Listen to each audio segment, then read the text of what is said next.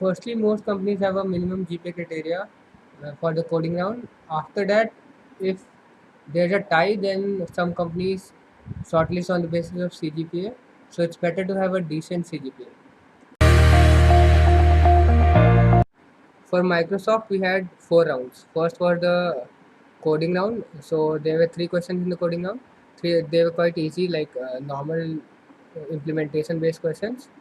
Then we had the first round, the interview round. So in that, I was asked 2 basic questions and some like detail about the favorite project that I did. I explained that, and like that round was also easy. Now the second round was a bit more on data structures and algorithms. So in that, the interviewer asked me a consecutive number problem that was uh, somewhat tricky, but since I had seen it earlier, so I did it quite easily. Then I was asked the basic array-based implementation problem, and then in mid we asked some object-oriented programming problems as well. I wasn't able to answer all of those, but like he was satisfied. And then he asked like 3 or 4 minutes he asked about my project. The last round was an HR round, so basically that round focused on real life problem solving and how you would implement something that could be like used by a lot of people. So initially, I did a lot of competitive programming. I did problems on Codeforces, Spots. I did contests on Codeforces, CodeChef, and AdCoder. In the end, I did a lot of interview bit. I read data structures and algorithms from geeks. Then I did a lot of interviews on interview bit Tramp with my friends and some seniors as well. That helped a lot. Then I read interview tips a lot. So in the end, I was more into performing better in the interviews rather than focusing on data structures and algorithm that I did earlier. When you don't know the answer, it's better to say no rather than giving some wrong answer or getting confused. So if you try something like that, the interviewer already knows the answer, so he might judge you in a different way. So it's better to say no.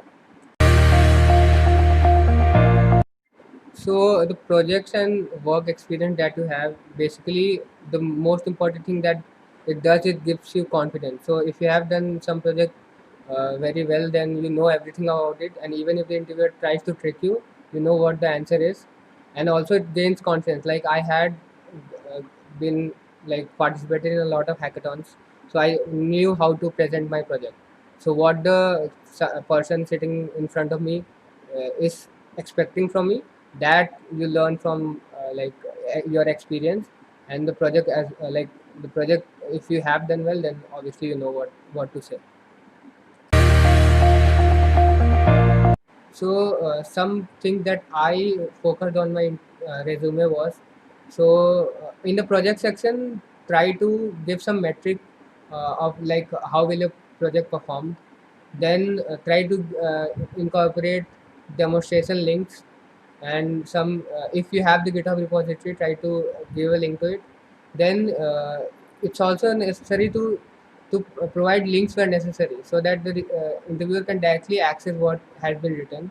Then in the achievement section, if you are given some competition, it's better to write the number of participants and where the competition took place, so that he knows what how well you perform.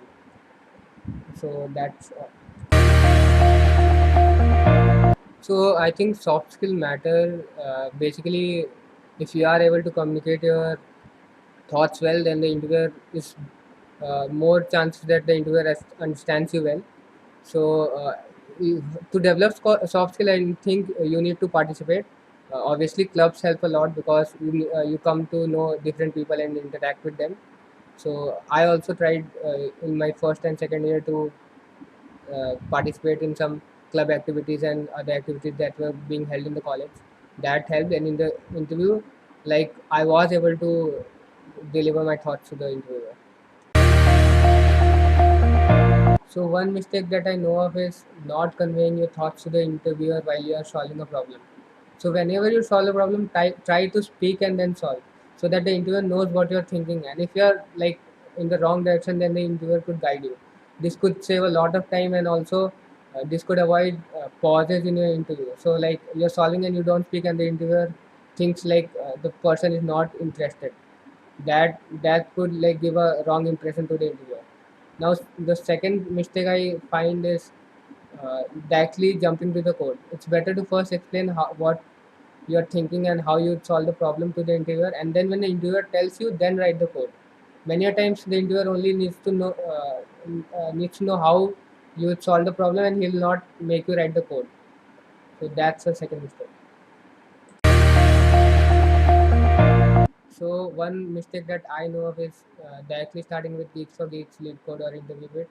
So initially you should do competitive programming, and then you should say after 4 months switch to these interview preparation sites, because competitive programming helps to develop thinking capability and implementation, and then you switch so that you know how interview problems are asked. Second mistake is that without practicing any mock interviews directly appearing in the interviews. So mock interviews help a lot because you know the common mistakes that are made. So like I initially used to directly start writing the code and without explaining to the interviewer. So this was pointed to me by my friend during a mock interview. So it's better to first practice like 10 to 15 mock interviews, and uh, then participate in an interview. So I had been expecting someone to ask me on my project, that virtual try-on that I had worked a lot, but I couldn't get the opportunity in the first 4 rounds, like 2 rounds of Sprinkler and 2 rounds of Microsoft. In the end, this I was asked by the HR in Microsoft, and that was the best experience because I could explain my project very good, and the interviewer was very much impressed by what I did.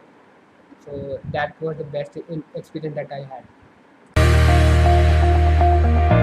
Since it's a last minute and most probably I've done all technical stuff that's needed for an interview, so that all data structures, algorithms, object oriented programming, everything is done. So now I think you should focus more on your confidence. Be confident while you're giving an interview. Try to interact with the interviewer, and surely your interview will go well.